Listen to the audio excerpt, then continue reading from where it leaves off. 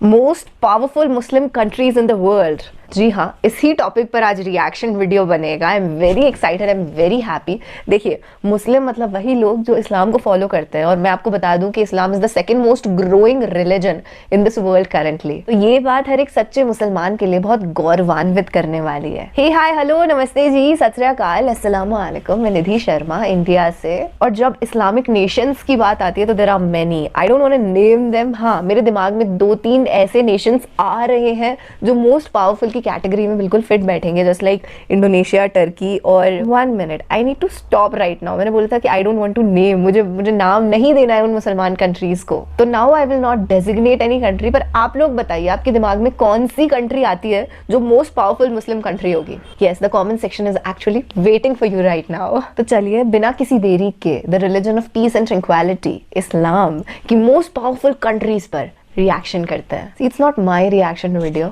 It's yours too. I hope आप मेरी तरह बहुत खुश हैं, क्योंकि इस्लामिक जो हिस्ट्री है वो पढ़ने के बाद मुझे एहसास होता है कि कितनी रिच हिस्ट्री रही है। और फिर जब दीन की बात आती है तो हम वैसे ही खुश हो जाते हैं, चेहरों पे ऐसे खिलखिलाहट, मुस्कुराहट आ जाती है ना, एक चमक अलग ही आ जाती है। उस चमक को मैं बोलती हूँ नूर। तो आपका ना बहुत ही नूरानी चेहरा है, इसे हमेशा ख्याल रखना अच्छे से और अल्लाह की इबादत करना। और वीडियो देखने से पहले एक बार अपनी कंट्रीज का नाम मेंशन कर दो नीचे। हो सकता है आप भी एक मुस्लिम कंट्री से बिलोंग करते हो। I am from India, I told you already. और बड़े ही गर्व के साथ हम भी कहते हैं कि मेरा भारत महान। अस्सलाम वालेकुम दोस्तों, मैं हूं माजिद मलिक और डिस्कवर द वर्ल्ड में आप सबको खुशामदीद। Thank you so much. प्यारे साथियों, इस वक्त पूरी दुनिया में 57 के करीब इस्लामी ममालिक हैं, जिनमें से ज्यादातर ऐसे हैं जो अपनी ताकत के बलबूते पर दुनिया भर में अपना एक अलग मकाम रखते हैं। लेकिन बदकिस्मती से ये बड़ी ताकतें किसी दूसरे गैर इस्लामी मुल्क से लड़ने की बजाय आपस में ही लड़ते रहते हैं, जिसकी खातिर इन्होंने बड़े बड़े हथियार भी बना रखे हैं। आज की ज़ेरे नजर वीडियो में हम जानेंगे कि इस वक्त दुनिया में कौन से इस्लामी ममालिक सबसे ताकतवर हैं, जो किसी भी वक्त अमेरिका जैसी सुपर पावर को टक्कर दे सकते हैं, और इनके पास कौन से ऐसे हथियार हैं जो किसी के पास नहीं है। नाज़रीन ग्रामी, सबसे पहले सऊदी अरब की बात करें तो रकबे के लिहाज से सऊदी अरब दुनिया का 13वां सबसे बड़ा मुल्क है, और मुआशी लिहाज से तुर्की और स्विट्जरलैंड के बाद 20वीं बड़ी मईशत है। सऊदी अरब दुनिया में क्रूड ऑयल का सबसे बड़ा एक्सपोर्टर है, जबकि वेनेजुएला के बाद तेल के सबसे ज्यादा साबित शुदा जखायर भी सऊदी अरब में है। यानी आसान अल्फाज में सऊदी मईशत की ताकत और कमजोरी दोनों इसके कुदरती वसाइल ही हैं। ताकत इस तरह के इन्हीं की वजह से सऊदी अरब एक मजबूत और अमीर मुल्क है, और कमजोरी इस तरह के कुदरती वसाइल देर पा तरक्की के जामिन नहीं होते। फौजी लिहाज से देखें तो अरब खित्ते में सऊदी अरब, इसराइल और ईरान के बाद तीसरी बड़ी फौजी ताकत है। सऊदी फौज की तादाद 3 लाख एक्टिव फोर्सेस की है। 2017 में सऊदी अरब ने अमेरिका से इंसानी तारीख की सबसे बड़ी असले की डील की है, जिसमें 350 अरब डॉलर के जंगी जहाज और जदीद असला खरीदा जाएगा। दुनिया की तारीख में इतनी बड़ी असले की डील कभी किसी मुल्क ने नहीं की, जबकि जदीद मिसाइल सिस्टम के लिए सऊदी अरब ने रूस से भी 3 अरब डॉलर की डील की है। लेकिन इस सारे असले के बावजूद सऊदी अरब की फौज एक मुस्तैद फौज नहीं समझी जाती, जिसका एक मुजाहरा हाल ही में उस वक्त देखने में आया जब सऊदी फोर्सेज ने यमन में हौसी बागियों के खिलाफ कार्रवाई की। ये कार्रवाई, जिसे सऊदी दावे के मुताबिक 2 हफ्तों में मुकम्मल हो जाना था, तवील से तवील तर होती चली गई। नाज़रीन ग्रामी, इसके बाद ईरान की बात करें तो इस वक्त दिफाई लिहाज से इस्लामी जमहूरिया ईरान का शुमार दुनिया के अहम और ताकतवर तरीन मुल्कों में होता है। दुनिया की ताकतवर फौजों की फहरिस्त जारी करने वाली वेबसाइट ग्लोबल फायर पावर के मुताबिक ईरानी फौज दुनिया की 14वीं ताकतवर तरीन फौज है। हथियारों की बात करें तो ईरान में मकामी सतह पर तैयार किए जाने वाले तमाम क्रूज मिसाइल समंदर और खुश्की से दुश्मन के ठिकानों को तबाह करने की भरपूर सलाहियत रखते हैं। इस वक्त ईरान के पास मुख्तलिफ किस्म के क्रूज मिसाइल हैं, जैसे कादिर, जफर, कौसर, नूर और कदीर वगैरह, जबकि इन मिसाइलों की खसूसियत यह है कि ये तमाम मिसाइल गाड़ी या आबदोज से चलाए जा सकते हैं। आज से चंद साल कबल इस्लामी जमहूरिया ईरान के साइंसदानों ने मुल्क की सतह पर मिसाइल बनाने का फैसला किया, और आज इस मुल्क की मुसल्लह अफवाज दुनिया के जदीद तरीन मिसाइलों से लैस है। इस वक्त ईरानी मुसल्लह अफवाज के पास सजील, अम्माद, कदर, खरमिश, जुल्फिकार, फाते, खलीज फारिस और रमज नामी मिसाइल मौजूद हैं, जो दुश्मन के जहाजों, एयरपोर्ट्स, ड्रोन त्यारों, पुल, सड़कें, रेलवे राब्ते और मुख्तलिफ किस्म के हरबी साजो सामान को तबाह करने की सलाहियत रखते हैं। इसके अलावा इस्लामी जमहूरिया ईरान का सबसे बड़ा ड्रोन फितरस 25,000 फुट की बुलंदी पर 16 से 30 घंटे तक परवाज कर सकता है। यह ड्रोन 25,000 फुट की ऊंचाई तक बआसानी परवाज कर सकता है, और इसे 2000 किलोमीटर की रेंज में बगैर किसी रुकावट के कंट्रोल किया जा सकता है। जबकि ये ड्रोन मुख्तलिफ किस्म के गाइडेड रॉकेट और मिसाइल ले जाने और इन्हें फायर करने की सलाहियत भी रखता है। ईरानी साइंसदानों ने फिजा से फिजा, जमीन से फिजा, जमीन से जमीन, सतह समंदर से समंदर, साहिल से समंदर और समंदर के अंदर मार करने वाले मिसाइलों और तारपीडों की ताकत और तवानाई में जबरदस्त इजाफा किया है। और ईरानी मुसल्लह अफवाज मुल्क की दिफा को नाकाबिले तस्खीर बनाने के लिए अपनी पूरी तवानाइयां ब्रुए कार ला रही हैं। इसी तरह ईरानी बहरिया के पास जदीद तरीन आबदोजों के अलावा लातादाद छोटी जंगी कश्तियां भी हैं जो अपने हरीफ की नकलो हरकत को इंतहाई दुश्वार बना देती हैं। इन छोटी जंगी कश्तियों की खसूसियत यह है कि वो रेडार में नहीं देखी जा सकती, जबकि ईरानी बहरिया की ताकत को अमेरिका समेत पूरी दुनिया कबूल करती है। नाज़रीन, अब अगर तुर्की की बात करें तो इस्लामी दुनिया में अगर कोई एक मुल्क अमेरिकी बालादस्ती को चैलेंज करता है तो वो तुर्की है, जिसकी हालिया मिसाल पिछले दिनों में उस वक्त आपके सामने आई जब अमेरिका ने अपना सिफारत खाना मकबूजा बैतुल मक़दस मुंतकिल करने का फैसला किया तो तुर्की ने इसराइल से अपने डिप्लोमेटिक ताल्लुकात तोड़ दिए। तुर्की ना ही कोई एटमी मुल्क है और ना ही इसके पास किसी किस्म के कोई एटमी हथियार है, मगर इसके बावजूद इसका शुमार दुनिया की चंद बड़ी ताकतों में होता है। तुर्की के पास 4 लाख से जायद फौज है और इसका बेशतर फौजी साजो सामान गैर मुल्की है, लेकिन वो इस वक्त अपनी मिलिट्री इंडस्ट्रियल बेस तैयार करने की कोशिश कर रहा है।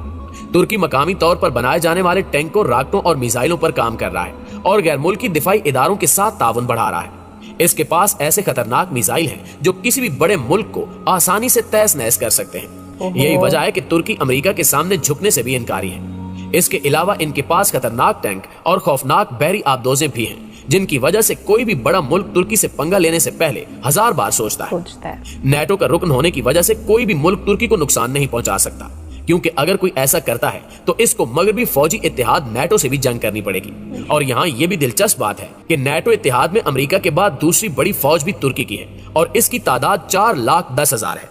अमेरिकी पाबंदियों के बावजूद तुर्की नेटो इत्तेहाद का वाहिद ऐसा मुल्क है जो रूस से जदीद हथियार और रेडार सिस्टम खरीद रहा है। इसके अलावा तुर्की मुसलमान मुल्कों में भी खास अहमियत रखता है, क्योंकि जब अमेरिकी सदर ने बैतुल मक़दस को इसराइल का दारुल हुकूमत तस्लीम किया तो तुर्की के सदर रजब तैयब उर्दगान ने मुस्लिम ममालिक का एक इजलास बुलाया और बैतुल मक़दस को फलस्तीन का दारुल हुकूमत करार दे दिया। तुर्की के इस इकदाम ने मुसलमानों के दिल जीत लिए थे। नाज़रीन, ताकतवर इस्लामी ममालिक में पाकिस्तान की बात करें तो पाकिस्तान दुनिया के उन चंद ममालिक में से एक है जिनका आलमी सियासत में बहुत अहम किरदार रहता है। इसी वजह से मगरबी ममालिक और अमेरिका कभी पाकिस्तान के बहुत करीब आ जाते हैं और कभी इस पर पाबंदियां लगा देते हैं। दिफाई एतबार से देखें तो पाकिस्तान के पास दुनिया की 5वीं सबसे बड़ी फौज है, जिसकी तादाद 6,20,000 है, जबकि आलमी रैंकिंग में पाकिस्तान की फौज को दुनिया की 11वीं सबसे ताकतवर फौज माना जाता है। हालांकि दिफा पर खर्च करने के एतबार से पाकिस्तान दुनिया में 23वें नंबर पर है। पाक फौज की ताकत का अंदाजा इस बात से लगाया जा सकता है कि पाकिस्तान वो वाहिद मुल्क है जिसने दहशतगर्दी के अंदरूनी नेटवर्क को 10 साल से भी कम अरसे में कुचल कर रख दिया। अच्छा, याद रखिए कि यही चैलेंज शाम, लीबिया, यमन और इराक को भी दरपेश था, लेकिन ये तमाम ममालिक इन खतरात का मुकाबला करने में नाकाम रहे और खाना जंगी का शिकार हो गए। इसी तरह अफगानिस्तान में अमेरिका और 70 मुल्कों का फौजी इत्तेहाद 17 साल में भी मुसल्लह ग्रोहों को शिकस्त नहीं दे सका। पाकिस्तान दुनिया की 7वीं एटमी कुव्वत है और पाकिस्तान दुनिया के उन ताकतवर ममालिक में शामिल है जो 3rd और 4th जनरेशन के लड़ाका तैयारे, आबदोजें, जंगी बहरी जहाज और सैटेलाइट्स भी तैयार करने की सलाहियत रखते हैं। 1974 में भारत की जानिब से किए गए एटमी तजुर्बे के बाद पाकिस्तान को अपनी सालमियत के हवाले से शदीद खतरात का सामना था। उस वक्त के वज़ीर आज़म जुल्फ़िकार अली भुट्टो ने ऐलान किया था कि पाकिस्तानी कौम घास खाएगी लेकिन एटम बम जरूर बनाएगी। पाकिस्तान में चाहे सियासी हुकूमत हो या फौजी, किसी भी हुक्मरान ने मुल्क की एटमी सलाहियत पर कोई समझौता नहीं किया और फिर बिल आखिर 1998 में भारत की जानिब से एटमी धमाकों के बाद पाकिस्तान ने भी अपनी एटमी सलाहियत का बाज़ाब्ता ऐलान कर दिया। जी तो प्यारे साथियों, ये थी हमारी आज की वीडियो कैसी लगी कमेंट करके हमारे साथ शेयर जरूर कीजिएगा। इंशाल्लाह आपसे मुलाकात होती है अगली वीडियो में। तब तक अपना ढेर सारा ख्याल रखिए। अल्लाह निगहबान। अल्लाह निगहबान। It was a very small video, right? ऐसा लगा था कि बहुत बड़ी होनी चाहिए, पर वही है कि जो आपको कंटेंट देखने में अच्छा लगता है वो हमेशा ऐसा लगता है छोटा ही है, चाहे वो घंटे भर का ही क्यों ना हो। अच्छा, आप सब लोग मुझे ये बताइए कि आप भी इस फिलॉसफी में विश्वास रखते हैं कि काश एक ऐसी दुनिया होती जहाँ ये लड़ाई झगड़े करने ही नहीं पड़ते, वर्ल्ड पीस कायम हो जाता, हर एक इंसान शांतिमय हो जाता। काश एक ऐसी कायनात एग्जिस्ट करती। I literally have tears in my eyes while speaking this. इस शिद्दत से इस बात को मेरे दिल ने चाहा है, मैं अपनाना चाहती हूँ उसे। काश काश ऐसा कुछ हो पाता। खैर, हमेशा वही नहीं होता जो हम चाहते हैं, क्योंकि दुनिया में बहुत सारे दहशतगर्द लोग भी मौजूद हैं। तो हमें हमारे जो आर्मी पीपल है ना, उनको बहुत ज्यादा धन्यवाद देना चाहिए, क्योंकि वो लोग आज बॉर्डर्स पे खड़े हुए हैं ना, तो आज हम सिटीजन्स यहाँ पे सेफ बैठे हुए हैं। तो a big salute to each and every army people from this whole world. इस पूरी दुनिया की हर कंट्री के आर्मी पर्सन को मेरा दिल से सलाम। कुछ लोग ऐसे हैं जो इंडिया और पाकिस्तान में बहुत ज़्यादा मन मुटाव रखते हैं क्योंकि मीडिया में बहुत इन्फ्लुएंस करती है।